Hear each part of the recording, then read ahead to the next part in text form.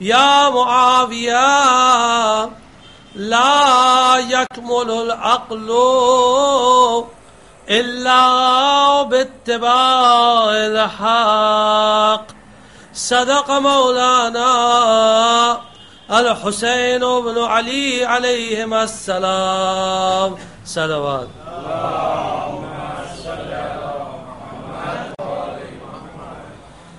سید الشہداء امام حسین علیہ السلام اس حدیث شریف میں فرماتے ہیں، اے معاویہ،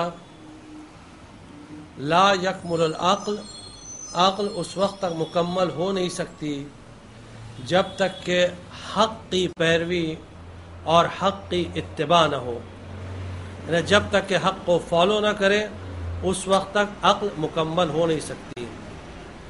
آپ حضرات سے گزارش ہے تھوڑا آگے چلے آئے، تھوڑا آگے، ایک صلوات پڑھ دیجیے محمد.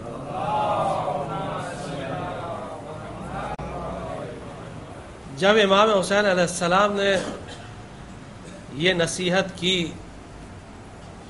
تو معاویہ نے کہا، ما فی صدورکم الا شیء واحد، تم سب کے دلوں میں بات ایک ہی ہے، یعنی چاہے تمہارے پدر بزرگوار علی بولے یا تمہارے بھائی حسن مجتبیٰ بولے یا تم کہو، تینوں ایک ہی بات کرتے ہیں. یعنی دشمن بھی اعتراف کر رہا ہے کہ جب اہل بیت گفتگو کرتے ہیں تو ان کی گفتگو میں تضاد اور کانٹرڈکشن نہیں ملتا ہے، سب کی بات ایک ہوتی ہے اور ان کی باتوں میں کہیں بھی آپ کو کانفلکٹ نہیں ملے گا. اور خود یہ حق کی دلیل ہے، جیسا کہ قرآن کریم نے قرآن کی حقانیت اور قرآن کے سچ کو ثابت کرنے کے لیے کہا کہ اگر یہ قرآن اللہ کے علاوہ کسی اور کی طرف سے ہوتا تو لَوَجَدُوا فِيهِ اختلافاً کثیرا. آپ قرآن میں اگر قرآن کسی اور کی طرف سے ہوتا تو یقیناً قرآن میں بہت اختلاف پایا جاتا، بہت کانٹرڈکشن پایا جاتا. اسی طرح اہل بیت علیہ السلام کی تعلیمات میں کہیں بھی آپ کو کانٹرڈکشن نہیں ملے گا، سب کے سب ایک ہی بات کرتے ہیں. تو اگر پہلے نے عقل کی گفتگو کی تو وسط نے عقل کی گفتگو کی تو آخری نے عقل کی گفتگو کی، سب کے سب عقل کی گفتگو کر رہے ہیں. تو بات یہاں تک پہنچی تھی کل کہ شکر ادا کرنے کا جو طریقہ ہے وہ یہ ہے کہ انسان وسیلے کو انکار نہ کرے اور وسیلے کا شکر ادا کرے. جب تک کہ وسیلے کا شکر ادا نہیں کرے گا اس وقت تک اس نے خالق کا شکر ادا نہیں کیا ہے. اسی لیے روایت میں ملتا ہے، من لم یشکر المخلوق لم یشکر الخالق، جس نے مخلوق کا یعنی بندوں کا شکر ادا نہیں کیا، جس وسیلے سے اس کو نعمت ملی ہے، اگر اس کا شکر ادا نہیں کیا تو اس نے اللہ کا شکر ادا نہیں کیا. تفصیلی حدیث کر گزر چکی ہے اور اس پر ایک سوال آپ کی خدمت میں پیش کیا تھا کہ جو لوگ وسیلے کا انکار کرتے ہیں اور سوال یہ کرتے ہیں کہ کہاں لکھا ہے قرآن میں وسیلہ ہونا چاہیے، اور ہم تو خود قرآن میں پڑھتے ہیں ایاک نعبد و ایاک نستعین، ہم تیری ہی عبادت کرتے ہیں اور تجھی سے مدد مانگتے ہیں، وسیلے کا ذکر کہاں ہے؟ اور اس طرح کے سوالات پوچھتے ہیں کہ جو صرف نادانی کے بنا پر ہیں اور کچھ نہیں. اگر ہم خود قرآن کریم سے جواب دینا چاہیں تو قرآن نے جواب دیا ہے اور تفصیل سے جواب دیا ہے. اور اس کے بعد جو دنیا بھر کی جو مثالیں ہیں جو ہماری روزمرہ کی زندگی میں ملتی ہیں اس سے بھی ثابت ہوتا ہے کہ وسیلے کے بغیر کام ہوتا نہیں ہے. پہلے بات کو قرآن سے ثابت کر دیتے ہیں تاکہ جن جوانوں کے ذہنوں میں یہ شکوک ہیں، کیونکہ جوان یہ سب ڈاؤٹس لے کر آتے ہیں کہ ان کے دوستوں نے کہا ہے کالج میں کہ وسیلہ نہیں ہے اور وسیلے کے بغیر، اور خود قرآن میں لکھا ہے ہم صرف اللہ کی عبادت کرتے ہیں.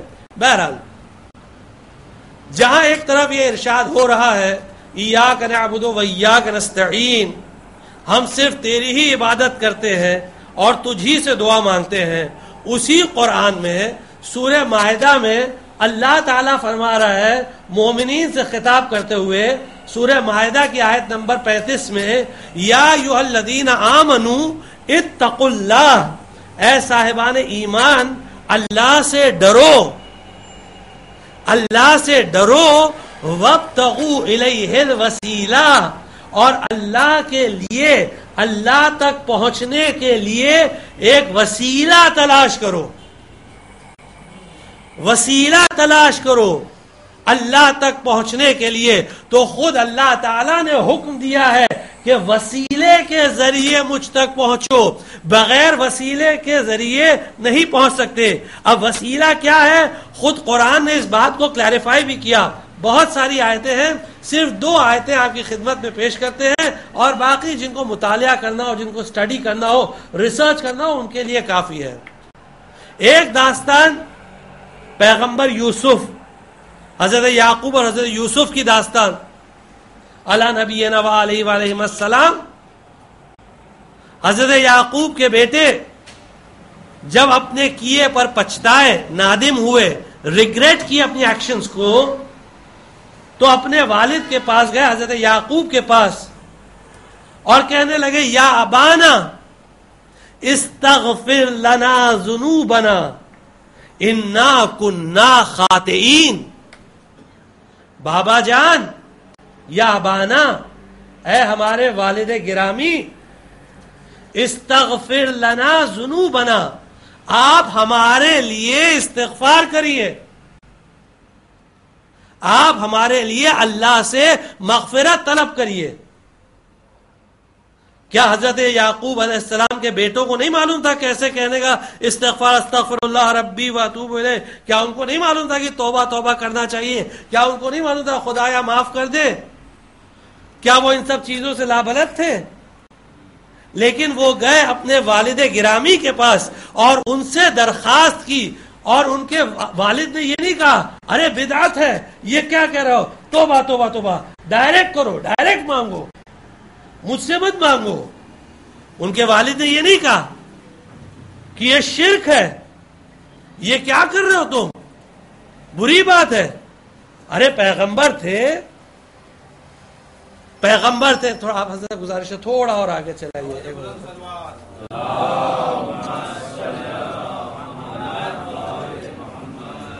پیغمبر تھے، کہہ سکتے تھے کہ بری بات ہے، اگر یعنی بری بات تھی، نہ صرف کہہ سکتے تھے، ان پر واجب تھا کہنا۔ اگر بیٹوں نے شرک کیا تو پیغمبر ہونے کی حیثیت سے تو ان پر واجب تھا کہ کہنا کہ بیٹا یہ بدعت ہے، بچوں یہ کیا باتیں کر رہے ہو، مجھ سے کہہ رہے ہو استغفار کرنا، خود ہی استغفار کرو، ڈائریکٹ مانگو۔ لیکن پیغمبر نے کہا نہیں، حضرت یعقوب نے کہا سوف استغفر لکم ربی، میں بہت جلدی تمہارے لیے استغفار کروں گا اپنے پروردگار سے، میں مانگوں گا۔ تم اپنے کیے پر نادم ہو، تم پچھتا رہے ہو، تو میں استغفار کروں گا۔ اور سوفا کہہ کے یہ بتا دیا کہ کوئی جلدی کا کام نہیں تھا، سوفا یعنی تھوڑی دیر بعد کروں گا۔ جب راوی نے امام سے پوچھا یہ سوفا کیوں کہا، تھوڑی دیر بعد کیوں کہا، امام نے بتایا، چھٹے امام صادق علیہ الصلوۃ والسلام نے بتایا کہ سوفا استغفر لکم ربی، یعنی ان قریب جلدی میں مانگوں گا۔ یعنی وہ آئے تھے رات کو توبہ کرتے ہوئے، استغفار کرتے ہوئے، تو پیغمبر نے یعنی اللہ کے نبی نے کہا کہ ٹھیک ہے، استغفار کا بہترین وقت نماز صبح سے پہلے ہوتا ہے، میں نماز صبح سے پہلے اللہ سے دعا کروں گا کہ تمہیں معاف کر دے۔ پیغمبر نے یہ نہیں کہا، حضرت یعقوب نے یہ نہیں کہا یہ غلط ہے، یہ بدعت ہے، یہ شرک ہے۔ تو یہ ایک مثال ہو گئی۔ اب دوسری مثال، خود قرآن کریم نے فرمایا وَلَوْ أَنَّهُمْ، یہ پیغمبر سے خطاب ہو رہا ہے، یہ خطاب پیغمبر سے ہو رہا ہے۔ اور دلچسپ بات یہ ہے کہ مسجد نبوی میں اوپر یہ جلی حرفوں میں یعنی ایک دم بولڈ لیٹرز میں یہ آیت لکھی ہوئی ہے. مسجد نبوی میں روضہ نبی پر اندر زری کے اوپر آپ دیکھیں گے لکھا ہوا بڑے بولڈ لیٹرز میں وَلَوْ أَنَّهُمْ إِذْ ظَلَمُوا أَنفُسَهُمْ جَاءُوكَ، اے پیغمبر جب یہ اپنے نفس پر ظلم کرتے ہیں، یہ مسلمان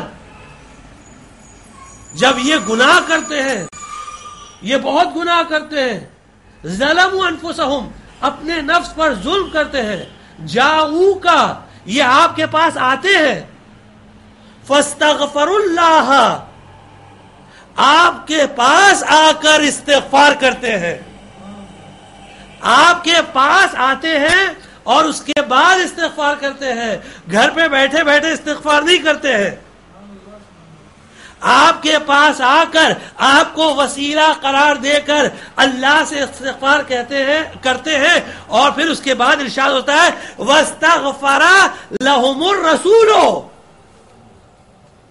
اور رسول بھی ان کے لیے استغفار کرتا ہے، رسول بھی استغفار کرتا ہے. وہ آ کے کہتے ہیں یا رسول اللہ آپ کا واسطہ دے کر کہتے ہیں پروردگارہ ہمارے گناہوں کو معاف کر دے. جب وہ دل سے معافی مانگتے ہیں تو رسول بھی ان کے لیے معافی مانگتا ہے پروردگارہ ان کے گناہوں کو بخش دے.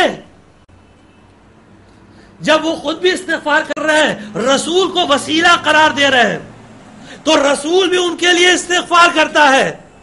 لَوَجَدُ اللَّهَ تَوَّابًا رَحِيمًا، وہ اللہ کو تواب پاتے ہیں، اللہ کو پلٹتا ہوا پاتے ہیں، اللہ کو ایسا پاتے ہیں جو گناہوں کو بخشتا ہے، اللہ کو ایسا پاتے ہیں جو بڑا رحیم ہے، جو بڑا مہربان ہے، جو معاف کر دیتا ہے سارے گناہوں کو.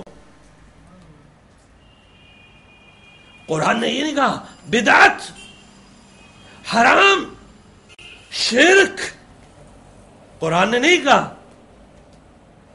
تو یہ بات آئی کہاں سے؟ تو پتہ یہ چلا کہ یہ بات کہیں اور سے آئی. یہ ان لوگوں نے اسلام میں داخل کی جو پیغمبر کی شخصیت کو نیچا دکھانا چاہتے تھے، پیغمبر کی ذات کو نیچے لانا چاہتے تھے.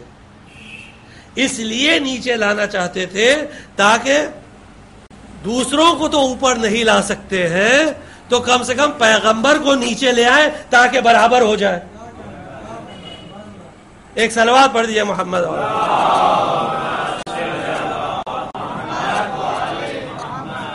اب اس میں مثال دینے لگتے ہیں.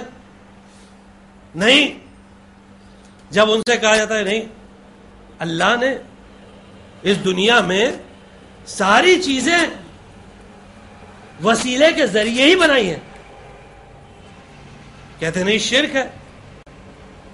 اگر شرک ہے تو پھر سب سے بڑا مشرک تو خود اللہ ہی ہے. معاذ اللہ، معاذ اللہ. اس کی وجہ یہ ہے کہ اللہ نے خود سارے کام وسیلے کے ذریعے ہی کیے ہیں. آپ ایک کام بتا دیجئے کہ جو اللہ نے خود ڈائریکٹلی کیا ہو. جو کہتے ہیں وسیلے کی ضرورت نہیں ہے، ہم ان سے یہ پوچھتے ہیں کہ وہ پیدا کیسے ہوئے؟ وہ ڈائریکٹ آ کر کھڑے ہو گئے لا الہ الا اللہ لا الہ الا اللہ کلمہ پڑھنے لگے؟ یہ باتیں آئی کہاں سے؟ آپ ڈاکٹر کے پاس جاتے ہیں، فلاں ڈاکٹر بہت اچھا ڈاکٹر ہے، تو ڈاکٹر کے پاس جا رہے ہیں علاج کرانے کے لیے. سنا ہے کہ ڈاکٹر کے ہاتھ میں شفا ہے. گئے ڈاکٹر کے پاس، ڈاکٹر صاحب سنا ہے کہ بہت اچھے ڈاکٹر ہیں آپ اور آپ کے ہاتھ میں شفا ہے. ٹھیک ہے، ڈاکٹر نے ڈائگنوز کیا اور اس کے بعد کہا بھائی ٹھیک ہے میں آپ کو گولیاں دے دیتا ہوں، آپ گولیاں کھا لیجئے انشاءاللہ شفا مل جائے گی. کہتے ہیں کہ بھائی گولیاں کیوں دے رہے ہیں؟ شفا تو آپ کے ہاتھ میں، یہ گولی بیچ میں کہاں سے آ گئی؟ ڈاکٹر کہے گا ارے نادان، یہ اسی وسیلے سے تو ٹھیک کر رہا ہوں. تو پتہ چلا کہ ہر جگہ وسیلہ ہے، دنیا میں زندگی کے ہر شعبے میں وسیلہ ہے، اور یہ خدا کی سلطنت سے، یہ خدا کی سلطنت سے اباح ہے یہ بات، یہ خدا کی سلطنت اور حکومت کو نیچے لانے کی بات ہے، خدا کی سلطنت اور حکومت کو گرانے کی بات ہے۔ یہ کہنا کہ خدا سب کام ڈائریکٹلی کرتا ہے یا ہم خدا سے ڈائریکٹلی پہنچ جائیں، جب خدا خود ڈائریکٹلی کوئی کام نہیں کرتا تو ہم کیسے ڈائریکٹلی اس تک پہنچ سکتے ہیں؟ اس لیے لازم و ضروری ہے کہ وسیلے کے ذریعے جائے۔ اب وسیلہ کون ہے؟ وہ اس نے مقرر کیا ہے، وہ اس کا حق ہے، وہ کسی اور کو حق نہیں ہے مقرر کرنے کا۔ تو اس نے کہا کہ یہ میرے وسیلہ ہے، دیکھو ان کے ذریعے آؤ، ہم فاطمہ و ابوہا و بالوہا و بنوہا۔ ایک صلوات پڑھ لیجیے محمد۔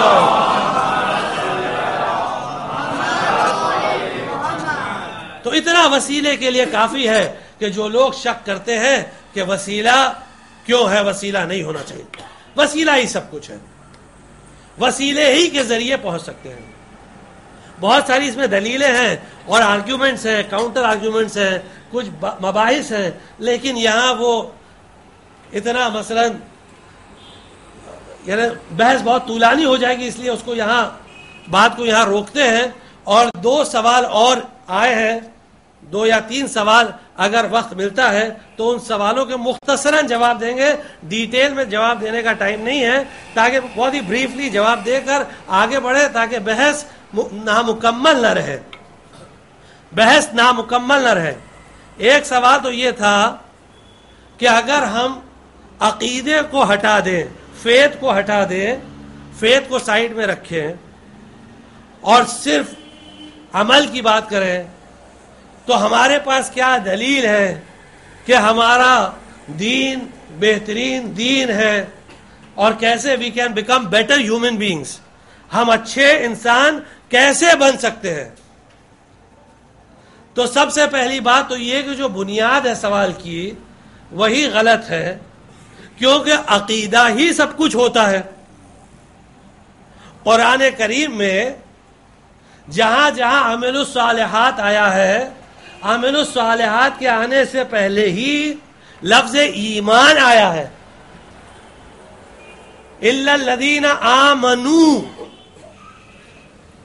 جو لوگ قرآن کریم سورہ عصر آپ لوگ سب پڑھتے ہیں، سب لوگ واقف ہیں، بسم اللہ الرحمن الرحیم، والعصر، خدا عصر کی قسم کھا رہا ہے، ان الانسان لفی خسر، انسان گھاٹے میں ہے، الا الذین آمنوا، سوائے وہ لوگ جو ایمان لائے۔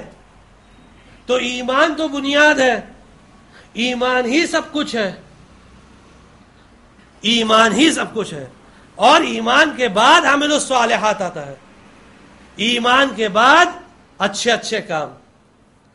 اب اگر ایک لمحے کے لیے اس سوال کو ہم ایکسیپٹ بھی کر لیں، صرف بحث کے لیے، صرف جواب دینے کے لیے، کہ ٹھیک ہے آپ 1 منٹ کے لیے ایمان کو سائیڈ میں رکھ دیجئے، اب اگر خالی عمل الصالحات پہ غور کریں، اچھے اچھے کام پر، تو آپ خود یہ جو حدیث، یہ جو بحث چل رہی ہے، آپ جو 75 جنود العقل، 75 صفات عاقل اور صفات جاہل جو امام نے بیان کی ہے اور جو اس کے ایکسپلینیشن ہے، اگر آپ اس کو ایک طرف رکھ دیں اور دوسرے کسی بھی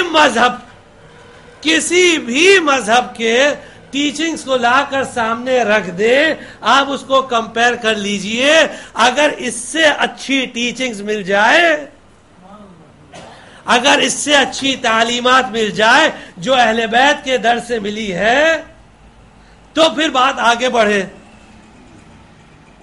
لیکن اس سے اچھی تعلیمات مل ہی نہیں سکتی ہے، اور نہ صرف یہ کہ مل نہیں سکتی، کوئی مقابلہ نہیں، بلکہ اگر آپ صرف غور کریں ان 75 چیزوں پر جو عاقل کی ایٹریبیوٹس ہیں اور 75 جو جاہل کی ایٹریبیوٹس ہیں، اگر آپ صرف توجہ کریں اس پر، تو آپ دیکھیں گے کہ اچھے اچھے مدرسین اور اچھے اچھے معلمین کی عقل وہاں تک پہنچ بھی نہیں سکتی. وہ سمجھ بھی نہیں سکتے یہ ہے کیا. وہ تو اماموں نے سمجھایا تب بات سمجھ میں آئی کہ یہ ہے کیا.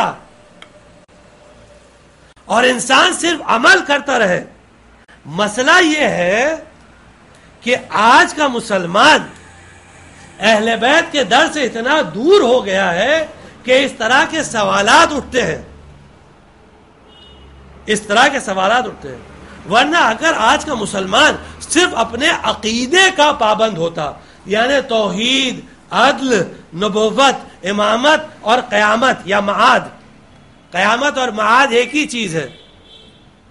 یہاں خالی بریکٹ میں ایک بات بولتے چلے, کچھ لوگ اپنی ضد کی بنا پر یا نادانی کی بنا پر کہتے ہیں کہ آپ نے مہدویت کا اضافہ کیا ہے.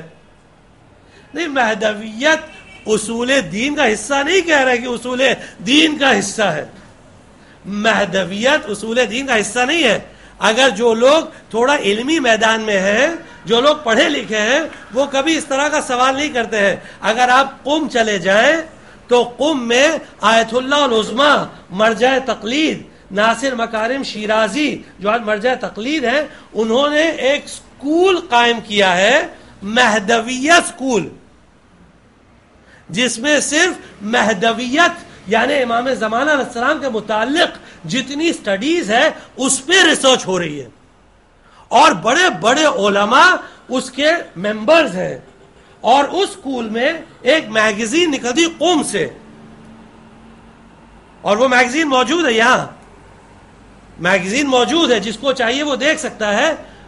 اس سکول سے, یعنی اس سکول کا نام رکھا ہے گروہ مہدویت, یعنی مہدویت گروپ سکول, مہدویت سکول. اور اس میں سے ایک میگزین نکلتی ہے جس کا نام ہے انتظار. انتظار.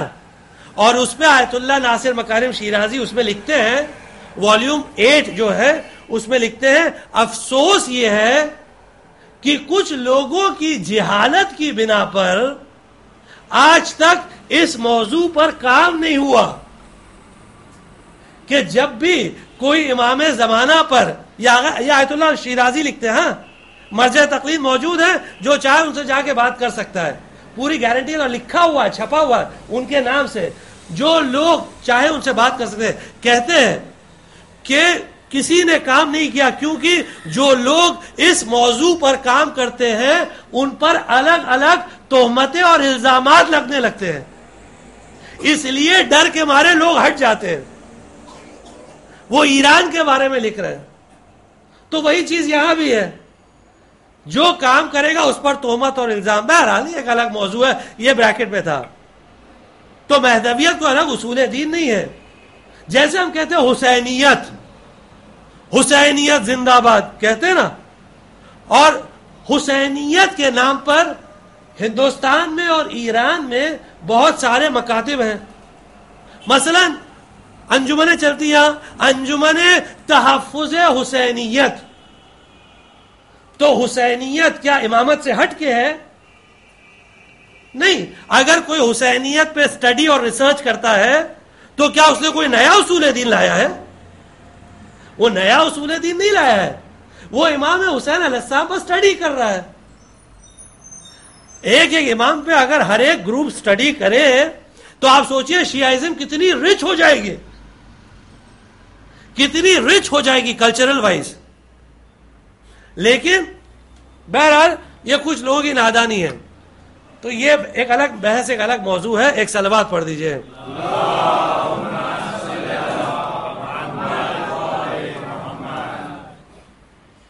تو یہ سٹڈی توحید, عدل, نبوت, امامت, معاد, آپ صرف اگر اس کے حقیقی معانی اور مطالب پر غور کریں, صرف معانی, صرف میننگز پہ, اس کے توحید کے ریئل کانسیپٹ پہ, تو آپ دیکھیں گے کہ دوسرے سکول سے بالکل مختلف ہے. صرف عدل پہ اگر غور کریں تو عدل کی جو ٹیچنگز ہے شیعائزم کی, اہل بیت کی جو تعلیمات ہیں, زبردست تعلیمات, ایسی تعلیمات کہ جس میں ایسی ٹیچنگز کہ جس میں بقیہ جتنے اسکالرز بڑے بڑے وہ سب حیران اور سرگردان جب ائمہ گفتگو کرتے تھے. عمران سابعی بہت بڑا اسکالر ہے عمران، اور دوسری طرف سلیمان مروزی خراسان کا اہل سنت کا متکلم، یعنی اسکالر. متکلم کہتے تھے ڈیبیٹر کو جو ڈیبیٹ کرتا تھا. دونوں میں بات چل رہی ہے، بات چل رہی ہے مامون الرشید کے دربار میں کہ ایک مرتبہ امام رضا علیہ الصلوۃ والسلام داخل ہوتے ہیں.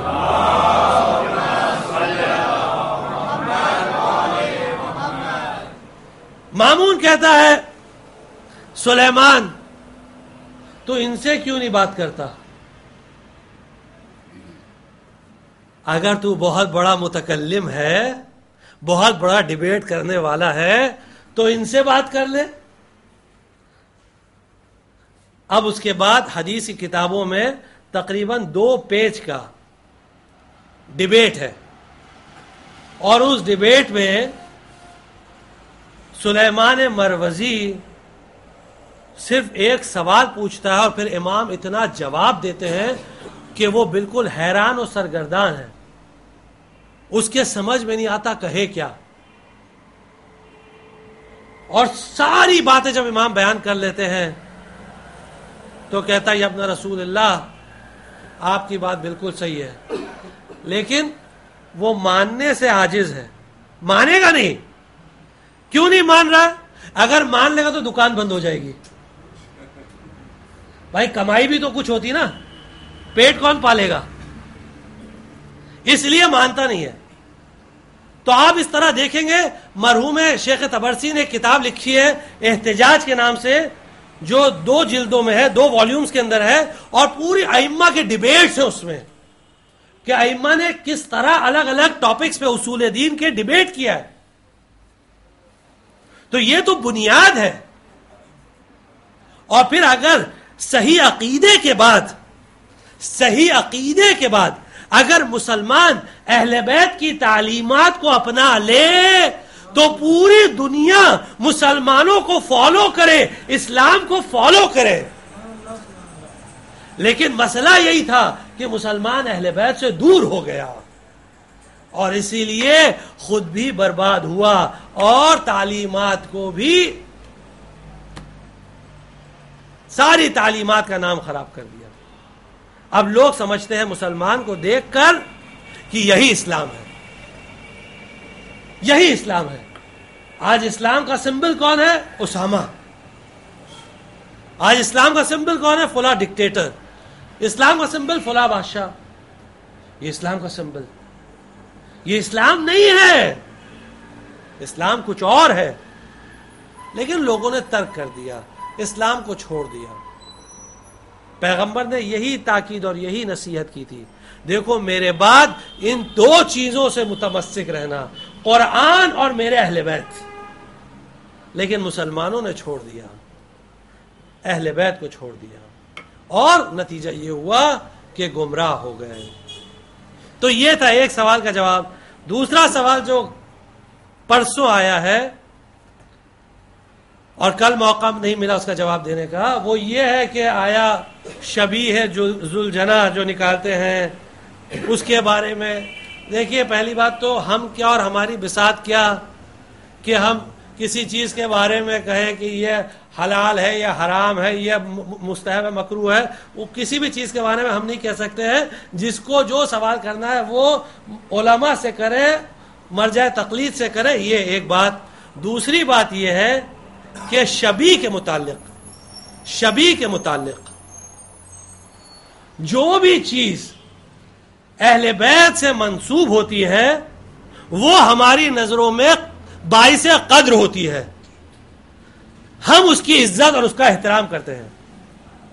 کوئی بھی چیز اگر اللہ سے منسوب ہوئی اس کی قدر کیا، رسول سے منسوب ہوئی اس کی قدر کیا، اہل بیت سے منسوب ہوئی اس کی قدر کیا. مثلا یہ تصویر خانہ کعبہ کی لگی ہوئی ہے، اب اگر کسی بھی مسلمان سے کہیے کہ آپ اس تصویر کی بے حرمتی کریے، یہ خانہ کعبہ کی تصویر ہے، اس کی بے حرمتی کریے، آپ اس کی قدر و بس اس کی اہمیت نہیں، کوئی بھی مسلمان جو لا الہ الا اللہ محمد رسول اللہ پڑھنے والا ہے کبھی بھی اس بات کو تسلیم کرے گا؟ نہیں کرے گا۔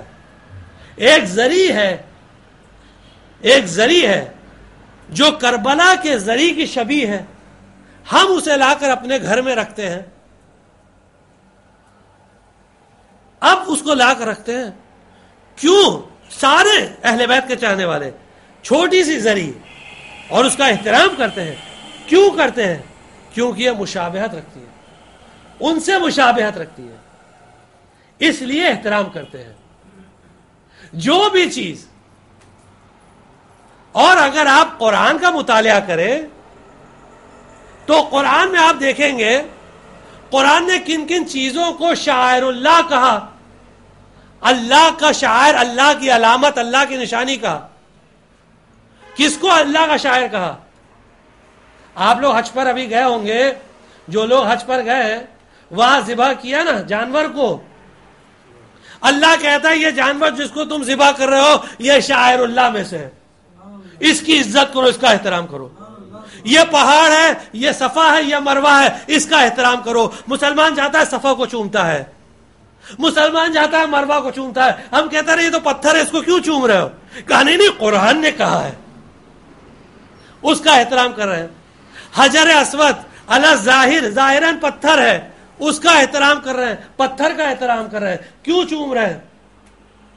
کیوں احترام کر رہے ہیں؟ اللہ نے کہا ہے، پیغمبر نے کہا احترام کرو۔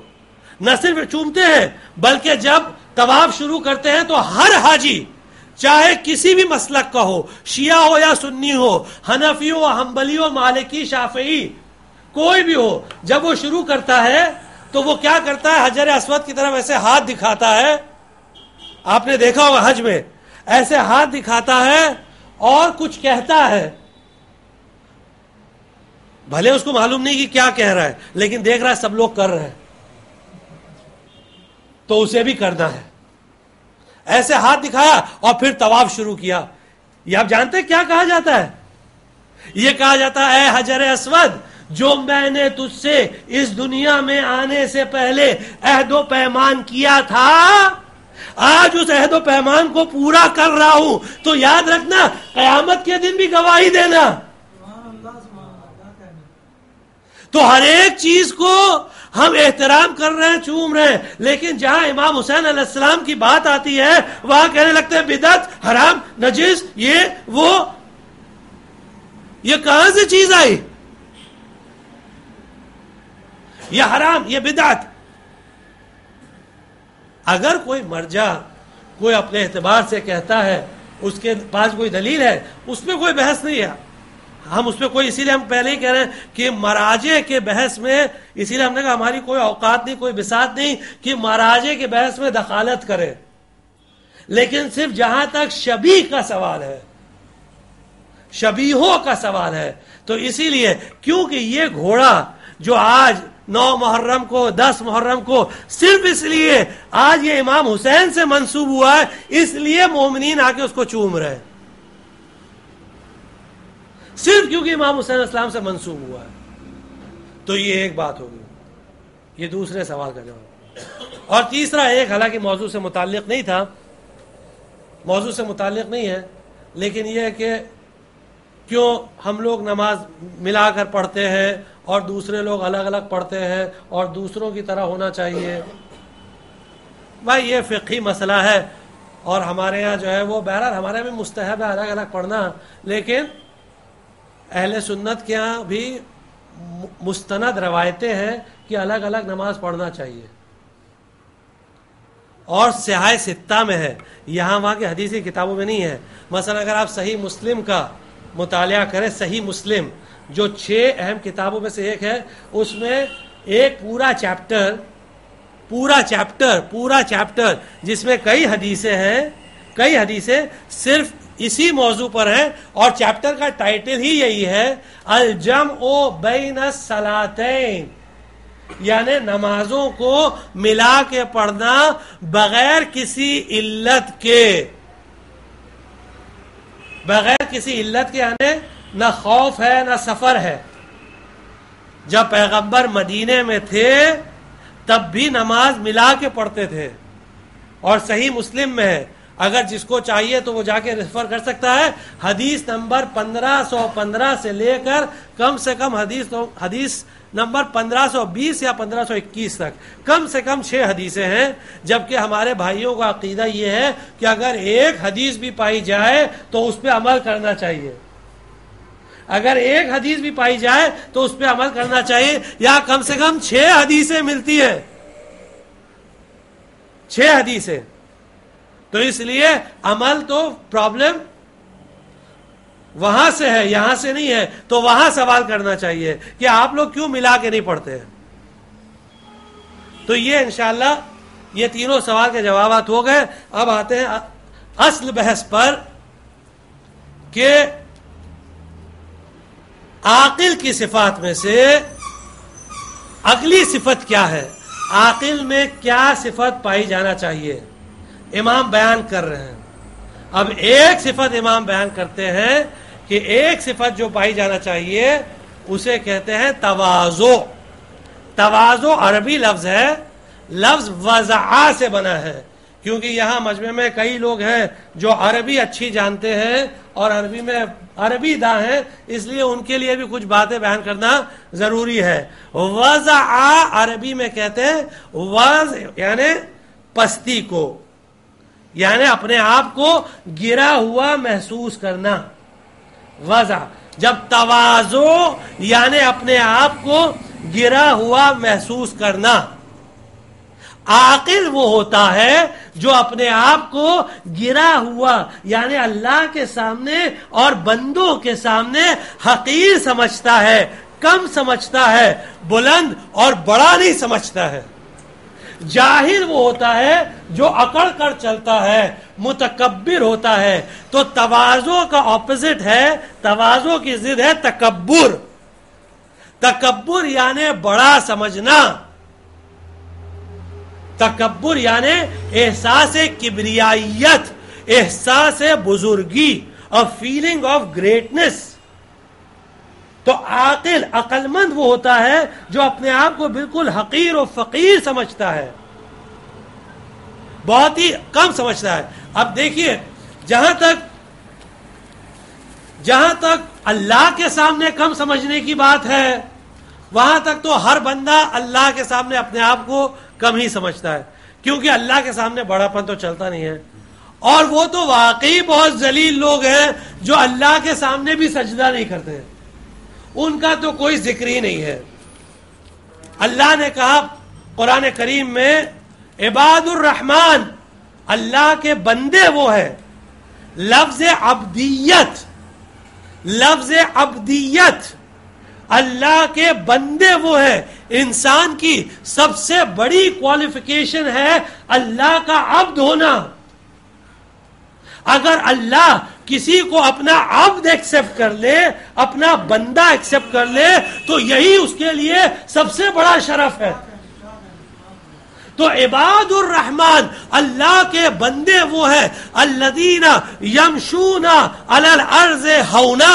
جب وہ زمین پر چلتے ہیں تو بہت ہی ہلکے انداز میں چلتے ہیں، زمین پر اکڑ کے نہیں چلتے، زمین میں اکڑ کے نہیں چلتے، بہت ہی ہلکے طریقے سے چلتے ہیں. وَإِذَا خَاطَبَهُمُ الْجَاهِلُونَ قَالُوا سَلَامًا. اور جب جاہل ان سے گفتگو کرتے ہیں، جب جاہل بات کرتے ہیں تو کہتے ہیں السلام علیکم. یعنی ہم کو آپ سے کوئی بات نہیں کرنی ہے، آپ سے کوئی بات نہیں کرنی ہے. یعنی عاقل وہ ہوتا ہے کہ جب جاہل اس سے خطاب کرتا ہے وہ خاموش ہو جاتا ہے، کہتا ہے اس سے بات کر کے کوئی فائدہ نہیں. یہ قرآن کی آیت ہے. اور اللہ نے منع کیا، دیکھو وَلَا تَمْشِ فِي الْأَرْضِ مَرَحًا، زمین میں اکڑ کے نہ چلنا. إِنَّكَ لَن تَخْرِقَ الْأَرْض، کیونکہ تمہارے اس اکڑ کے چلنے سے زمین پھٹ نہیں جائے گی. وَلَن تَبْلُغَ الْجِبَالَ طُولًا، اور نہ ہی تم پہاڑ کے برابر لمبے ہو جاؤ گے، نہ اتنے لمبے ہو جاؤ گے نہ زمین پھٹ جائے گی. اس لیے اگر اپنے آپ کو اللہ کا بندہ سمجھتے ہو تو بہت ہی ہمبلی چلو، ہیوملٹی کے ساتھ چلو، حقارت کے ساتھ چلو، اپنے آپ کو اللہ کا بندہ سمجھو، حقیر و فقیر سمجھو. جو مولا کائنات دعائے کمیل میں جو جملے ادا کرتے ہیں، وَأَنَا عَبْدُكَ الضَّعِيفُ الذَّلِيلُ الْحَقِيرُ الْمِسْكِينُ الْمُسْتَكِينُ، دعائے کمیل کے جملے ہیں. پروردگارا میں تیرا عبد ہوں، پروردگار تیرا بندہ ہوں. انا عبدک، کون سا بندہ؟ الذلیل، الحقیر، المسکین، المستکین. میری کیا بساط ہے معبود. مولا کائنات تعلیم دے رہے ہیں کہ یہ احساس ہونا چاہیے. اور ائمہ کس طرح تربیت کرتے تھے. ائمہ کے اسکول کے اسٹوڈنٹس کو دیکھیے. جناب سلمان فارسی، جناب سلمان محمدی اہل بیت کے اسکول کے اسٹوڈنٹ ہیں، گورنر بنا کے بھیجا. لباس ایسا پہنتے تھے جو فقراء پہنتے تھے، جو فقیر پہنتے تھے. گورنر ہے نا، تو رعایا میں جو سب سے کم لباس ہوگا وہ پہنیں گے، جو فقراء کا لباس، فقیروں کا لباس وہ پہنتے تھے. تو وہ لباس فقیری پہن کے اپنا نکلے بازار میں جناب سلمان. اب ایک آدمی بازار میں سوکھی گھاس کا ایک بہت بڑا بنڈل لیے کھڑا ہوا تھا، ڈھونڈ رہا تھا کوئی مل جائے تو اس کے اوپر لاد دوں. جناب سلمان کو دیکھا تو سمجھا یہی ہے، پہچانا نہیں، لاد دیا. جناب سلمان نے لے لیا. اس نے کہا کہ چلو میرے گھر تک پہنچا دو، پیسے ویسے نہیں دوں گا،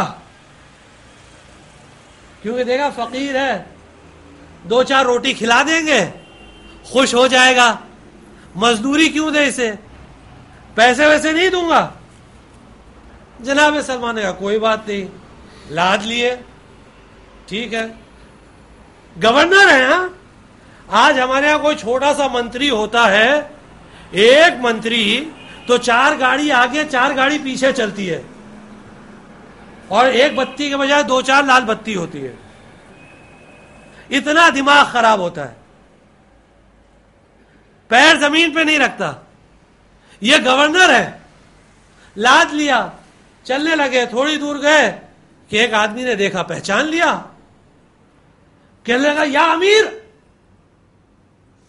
یا امیر آپ یہ کیا کریں، لائیے مجھے دے دیجئے، مجھے دے دیجئے. جناب سلمان نے کہا نہیں، میں نے اس سے وعدہ کیا ہے کہ میں اس کے گھر تک پہنچاؤں گا، میں اپنے وعدے کو پورا کروں گا. اب جب یہ دیکھا تو اس کی تو آپ سمجھ سکتے ہیں کیا حالت ہوئی ہوگی. گورنر اب یہ کانپنے لگا. اب جیسے گھر پہنچا، جناب سلمان نے بوجھا اتارا، یہ پیر پر گر گیا. معاف کریے گا، سوری، میں پہچانا نہیں، غلطی ہو گئی، ویری سوری، ایکسٹریملی سوری. جناب سلمان نے کہا کوئی بات نہیں، ٹھیک ہے، لیکن ایک چیز یاد رکھو، کبھی بھی کسی مزدور کی مزدوری مت مارو، مزدور کو اس کی مزدوری پوری دو، کبھی کسی کا حق نہیں مارنا. دیکھیے کس طرح تعلیم و تربیت ہو رہی ہے. معصوم تو نہیں تھے جناب سلمان، معصوم نہیں تھے، لیکن اہل بیت کی تعلیمات اس طرح تھی. اور کبھی کبھی ائمہ دیکھتے تھے اپنے سٹوڈنٹس کو، اس کو تھوڑا ٹریننگ کی ضرورت ہے. کچھ ظاہر نہیں ہوتا تھا، لیکن ائمہ جانتے تھے کہ اب اس کو تھوڑا تربیت کی ضرورت ہے. تو ائمہ کے چھٹے امام کے شاگردوں میں سے ایک شاگرد تھے محمد ابن مسلم، ان کا ذکر کیا. محمد ابن مسلم امام کے خاص شاگرد تھے، یعنی چھٹے امام کے سلمان تھے. بہت پیسے والے تھے، بہت پیسے والے. کئی ان کے گاؤں تھے، زمیندار، بہت بزنس. امام کے پاس آ کر بیٹھتے تھے اور علم اور معرفت میں بہت اونچی منزل تھی. اتنی منزل تھی کہ امام نے 30,000 حدیثیں جناب محمد ابن مسلم کو دی اور کہا محمد یہ صرف تمہارے لیے ہے، کسی اور کو نہیں بتانا، کیونکہ تم ہمارے رازدار ہو. تو یہ 30,000 حدیثیں صرف تمہارے لیے. اگر آج کے زمانے میں ہوتا، ہمارے جیسے لوگ بولتے ہیں پیسے والے تھے اس لیے پڑھا دیا. لیکن امام نے دیکھا کہ اب محمد ابن مسلم کو کچھ تربیت کی ضرورت ہے، تھوڑا ٹریننگ کی ضرورت ہے. کہا محمد، صرف ایک جملہ کہا، یا محمد تواضع، یا محمد تواضع، اے محمد تواضع سے کام لو، اپنے آپ کو گرا دو، گرا دو اپنے آپ کو. بس ایک لفظ امام کا. تعلیم دیکھیے، امام کہہ رہے ہیں، اسٹوڈنٹ بھی سمجھ رہا ہے، اشارہ سمجھ رہا ہے امام کا. محمد آئے، اب یعنی آج کی اصطلاح میں اب جوک پتی، ہاں کروڑ پتی، بلینئر. ایک ٹوکرا لیا، اس کے اندر کھجور بھرا، کھجور، خرما اور ڈیٹس لے کر آ کر مسجد کوفہ کے باہر بیٹھ گئے اور آواز دینے لگے بھائی کھجور لے لو. اللہ اکبر. یعنی آپ شاید مثال ہم برابر پہنچا نہیں پا رہے. یعنی اگر آج ایک بہت بڑا انڈسٹریلسٹ کا لڑکا باندرا بازار میں ایک چھبڑی لگا لے اور بولے بھائی اچار لے لو اچار، اور اس کے رشتہ دار دیکھ لیں اور دنیا دیکھے یہ کیا کر رہا ہے. اتنا بڑا انڈسٹریلسٹ، سینسیکس میں 300 میں، بی ایس سی سینسیکس 300 میں لسٹڈ کمپنی، اور اس کا مالک یہاں بیٹھ کے اچار بیچ رہا ہے. ارے توہین ہے. اب رشتہ دار آئے اور دیکھنے لگے، کہنے لگے محمد یہ کیا کر رہے ہو، پوری آبرو لے لیا. محمد آبرو لے لیا. محمد نے کہا جاؤ اپنا کام کرو، جاؤ اپنا کام کرو. ارے لیکن یہ کیوں کر رہے ہو؟ کہا میرے امام نے حکم دیا ہے، میں اپنے نفس کو اتنا گرا رہا ہوں جب تک کہ احساس حقارت نہ ہو، جب تک کہ یہ احساس نہ ہو کہ نہیں میں اللہ کا حقیر بندہ ہوں. یعنی اتنی دولت سے ہو سکتا ہے، یقین نہیں ہے، ہو سکتا ہے محمد کے دل میں کہیں یہ خیال پیدا ہوا ہو ارے میں تو کروڑ پتی ہوں. تو امام نے ٹریننگ کے لیے کہا محمد اپنے آپ کو گرا دو. تو محمد آ کے عام آدمی کی طرح بیٹھ گئے. تعلیم دیکھیے امام کی. اور یہی امام زمانہ علیہ السلام نے مرجع تقلید سید ابو الحسن اصفہانی کو لکھا توقیع میں، یا سید ارخص نفسک، اپنے آپ کو چیپ بنا دو، اپنے آپ کو سستا بناؤ، بہت مہنگا مت بناؤ. مرجع تقلید ہو، تھوڑا اپنے آپ کو ہلکا بناؤ. اجعل مجلسک فی الدہلیز، اور اپنی سیٹنگز کو باہر رکھو تاکہ پبلک آ کے تم سے مل سکے. اہل بیت کی تعلیمات دیکھیے، بہت مہنگے مت بنو، سستے بنو، سستے بنو. تواضع، کس بات کا غرور، کس بات کا تکبر، کس بات کا بڑا پن. تعلیم دی جا رہی ہے. عبد بنو، عبد بنو، اللہ کے بندے. اور آج ایسے ہی ایک عبد کا ذکر ہے کہ جس کی زیارت میں آپ پڑھتے ہیں السلام علیکہ ایھا العبد الصالح، سلام ہو آپ پر اے اللہ کے صالح بندے، اے اللہ کے نیک بندے، المطیع للہ ولرسولہ، وہ جس نے اللہ کی اطاعت کی، رسول کی اطاعت کی، ولامیر المؤمنین، امیر المؤمنین کی اطاعت کی، ولفاطمہ، اور فاطمہ کی اطاعت کی، وللحسن، حسن کی اطاعت کی، وللحسین، حسین کی اطاعت کی۔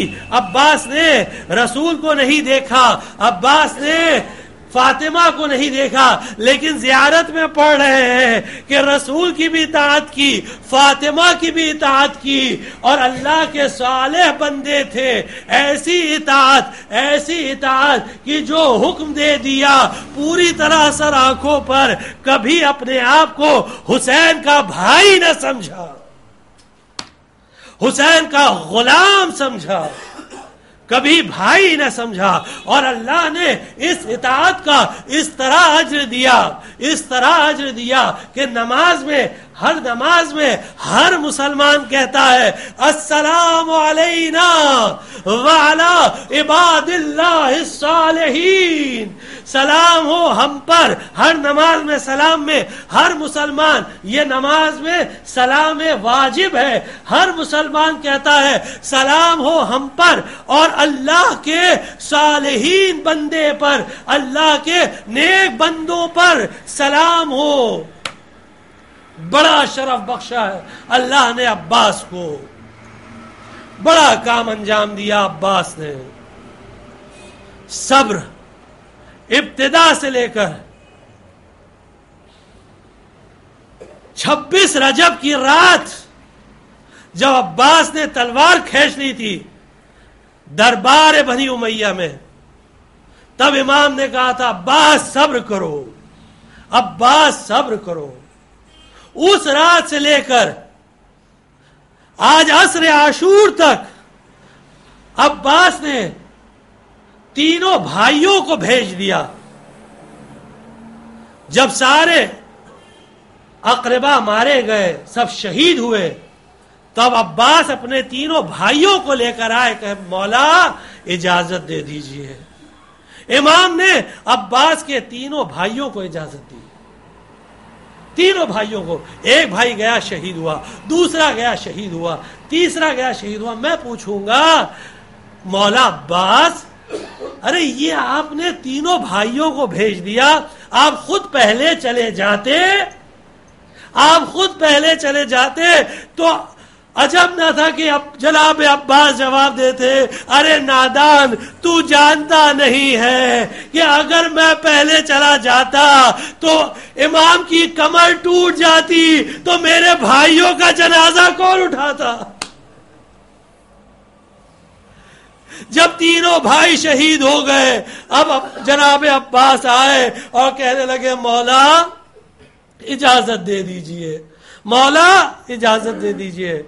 امام نے کہا عباس بچے پیاسے ہیں، جاؤ پانی لے آؤ، جاؤ پانی لے آؤ۔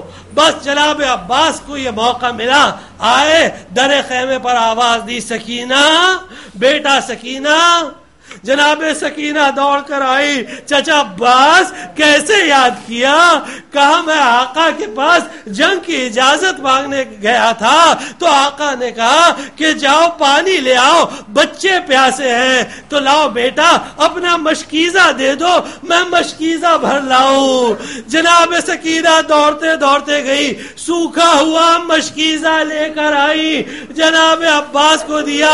اب جیسی جناب سکینہ لا رہی تھی سوکھا ہوا مشکیزہ، بچے جناب سکینہ کے گرد جمع ہو گئے۔ بی بی یہ مشکیزہ کہاں جا رہا ہے؟ بی بی یہ مشکیزہ کہاں لے کر جا رہی ہو؟ کہا میرے چچا نے یہ مشکیزہ منگایا ہے۔ بچوں گھبراؤ مت، اب پانی آئے گا، اب اب تمہاری پیاس بجھ جائے گی. میرا چچا جا رہا ہے, میرا چچا بڑا بہادر ہے, میرا چچا بڑا شجاع ہے, یقیناً وہ پانی لے کر آئے گا. جناب سکینہ نے جناب عباس کو مشکیزہ دیا. عباس مشک سکینہ لے کر چلے, علم کو سنبھالا, مشکیزے کو باندھا علم میں. اب چلے, اب فرات کی طرف چلے تو شیر فوج اشقیاء کو چیرتا ہوا فرات میں گھوڑے کو ڈال دیا. اب گھوڑے کو ڈالنے کے بعد عباس اترے اور چلو میں پانی لیا اور للکارا, اے ظالمو, تم یہ سمجھتے ہو کہ پانی میرے قبضہ قدرت میں نہیں ہے. ارے میں پانی پی سکتا ہوں لیکن پیتا نہیں ہوں کیونکہ وفادار ہوں. خیمے میں میری بھتیجی پیاسی ہے, چھوٹے چھوٹے بچے پیاسے ہیں. بس عباس نے چلو سے پانی کو پھینکا. اب چلے خیمے کی طرف. اب جیسے ہی عباس چلے تو ایک شقی نے ایسا وار کیا کہ دائنا بازو قلم ہوا.